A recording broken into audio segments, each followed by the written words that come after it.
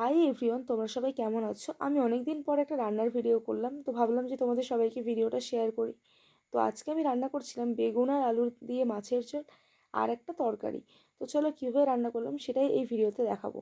আর যে কোনো বেগুনের তরকারিতে কালো জিরে ফোড়ন দিলে ভীষণ ভালো লাগে। তো তোমরা কারা কারা এই জিনিসটা করো আমাকে কিন্তু প্লিজ কমেন্ট করে জানিও। তো মোটামুটি এখানে কালো জিরে আর রসুন ফোড়ন দেওয়ার পর কাঁচা লঙ্কা কুচি আর তারপর দিয়েছি পেঁয়াজ কুচি। তো অনেকেই কী করে বেগুনটাকে ভেজে নিয়ে তরকারিতে দেয়, আমি আর কোনো ভাজাভাজি ঝামেলাতে গেলাম না। তো মোটামুটি বেসিকভাবেই রান্নাটা করছি। তারপর এই তো আলু আর বেগুন দেওয়ার পর ভালো করে ভাজা ভাজা করে নিয়েছি।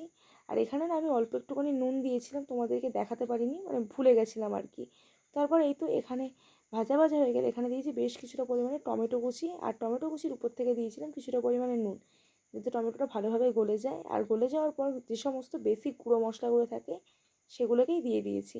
আর জল দিয়ে ভালো করে ফুটতে দিয়েছি, আর তারপর দিয়েছি ভেজে রাখা মাছগুলোকে।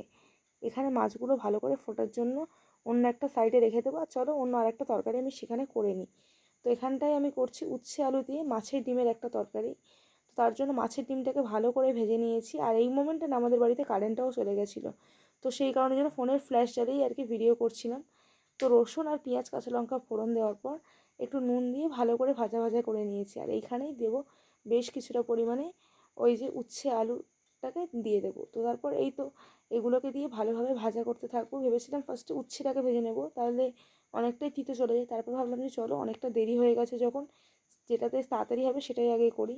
তারপর এই তো এগুলো ভাজা ভাজা হয়ে গেলে বেসিক মশলা যেমন হলুদ, জিরে গুঁড়ো, নুন সমস্ত কিছু দিয়ে আর কি এগুলোকে কষিয়ে নিয়ে ভালো করে জল দিয়ে দিয়েছি। জলটা ভালো করে ফুটতে শুরু করে দিলে মাছের ডিমটাকে দিয়ে দেবো। তারপর এই তো এখানে মোটামুটি দুটো তরকারি কমপ্লিট। আজকের ভিডিওটা এইটুকু।